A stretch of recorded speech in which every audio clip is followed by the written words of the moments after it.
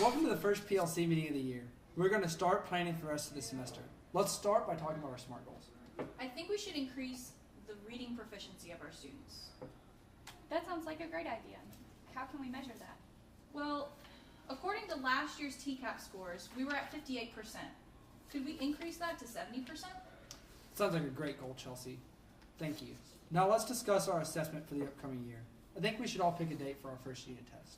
I have a great idea for formative assessment using the Crucible if anybody is interested in using it. I'm definitely interested in using that. So 6 weeks from now is September 20th. Does that work for our summative assessment?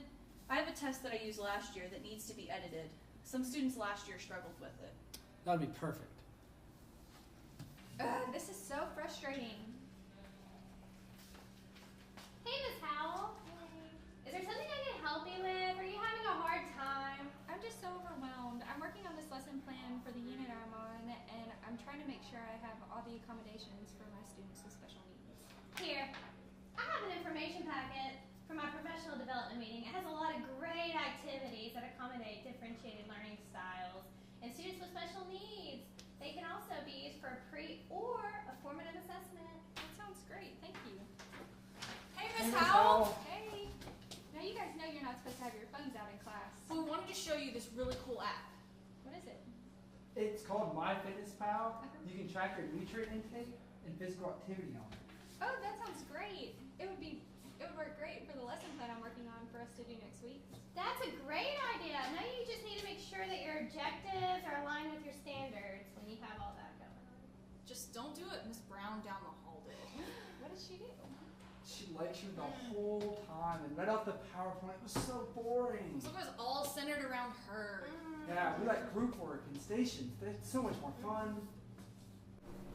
All right, you guys, remember to put your exit ticket in the fishbowl and put your seats back where they go. I'll see you guys Monday. Have a wonderful weekend. Bye, Johnny. Bye. Bye, Susie. Bye.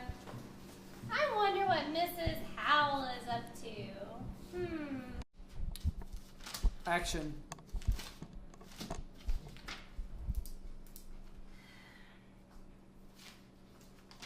Look at you working so hard. You're always here so late. Yeah, I got it all under control, don't worry. I just need to sort these papers. I saved you a seat at the meeting this morning, but you never came in. I totally forgot about the meeting this morning. I feel like I have so much to do, and I have no idea where to start. I understand. This is what you should do, though. Take 45 minutes to sort your papers. I'll be at the gym at 6 o'clock tonight. Come meet me there so we can figure out a plan together, and I'll help you come up with something. Thanks. You're welcome. Action. You know, taking time for yourself is only going to make you a better teacher. Whether it's exercising or cooking or reading, it's really important for you to find a hobby and take time for yourself because you can't just overload yourself in work all the time. Yeah, thanks. Hey, what happened to you this morning? I forgot. I've had so much on my mind lately. Oh, that's okay. We've all been there. You know what? You should get a planner. A planner always helps me stay organized. It helps me keep up with tests, dates for meetings, and all of the things that I'm required to go to. You should go check out Miss White's too. She's like the queen of organization and time management. She has a place for everything. She's so good. Thank you. I'm feeling a lot better already just from working out. Definitely just needed some time on my own. Good afternoon, everybody. It's nice to see you all today. Thank you for having us. What's on our plan for today? Well, today's first topic we're going to cover is professionalism, but why don't we see who all's here? So, Lindsay, I'm present. all right, Crystal, I'm here. and Danny. Danny? Has anybody seen Danny today? Yeah, he's probably late, like he always is, because his middle name is Danny Late Thomas, or whatever his last name is, because he's never around and drives me crazy. He's not here. Yeah, he's such a pain. It's like he doesn't even care. If anybody needs a professionalism speech, it's him. Yeah. So, can somebody remind me what PLC stands for? Professional Learning Community. Well, that's good, but it kind of sounds like people lying and complaining right about now. Oh. So let's get back on topic. Hopefully Danny will just kind of Hey, show up. hey. What's up, guys? I'm sorry I'm late. It's okay, just have a seat and let's start. Thanks for joining us, Danny, Danny. why aren't you wearing your professional attire? Oh it's kind of dirty. I backed up on laundry. Sorry. Well, let's just jump right in. The first topic today is professionalism. Now, as you know, professionalism is evaluated on a rubric nowadays. You know, that team rubric, kind of important, kind of a big deal. So, can someone tell me what the 4 standards are in that rubric? Professional growth and learning, use of data, school and community involvement, and leadership. Good job. So, we've all been great on professionalism over the last few years. So, tell me, how's everybody been doing? If you don't mind my asking, let's just get honest with each other for a moment. Box 5 all the way. Mostly 5s. 3s, 5s, maybe something. All right. So, what are some of our main issues? What are we kind of struggling with? Kind of help each other out. I know for me personally, I miss points in involvement with my students. Professional growth and learning and leadership. Yeah, those things. I haven't had any trouble. Oh. So, all those issues are pretty easy to fix. I know that use of data can be a pain, but all you really have to do is just use your data to guide your planning, honestly. Who could tell me how they're involved in the school? What do you do besides, obviously, teacher, our subject? I'm a sponsor for the knitting club, the dressage club, beta club, and the art club.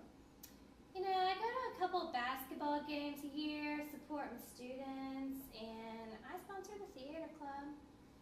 I do all these after-school groups for band and the National Honor Society, the Beta Club. They're always coming to me. The Spanish Club when I have time. Teach some lessons. I to my students before and during school, after school. So I do a lot. Sounds like it. You got a pretty full plate.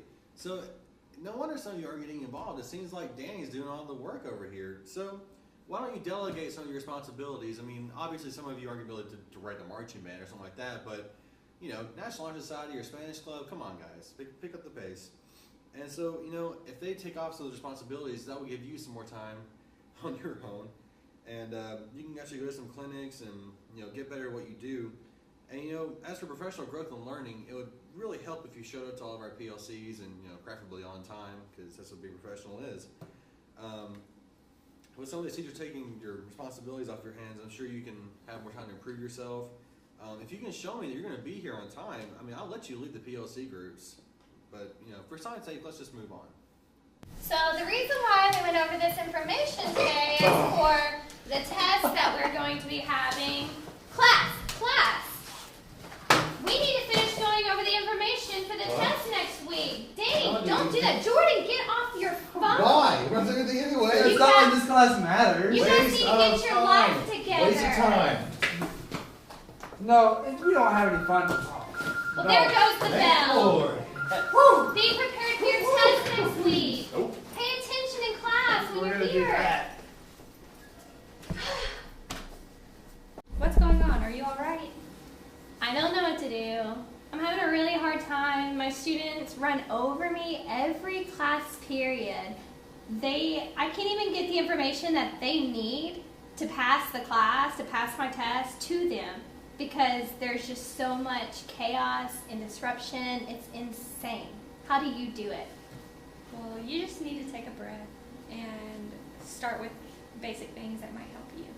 You need to establish classroom procedures and some rules that they could follow. Have you done that? I mean, they come in my class and they sit down wherever they want because I try to be a laid-back teacher, but I do have a respect rule. Like, we respect each other, but they don't respect me, so that's not working. That's very obvious. Yeah.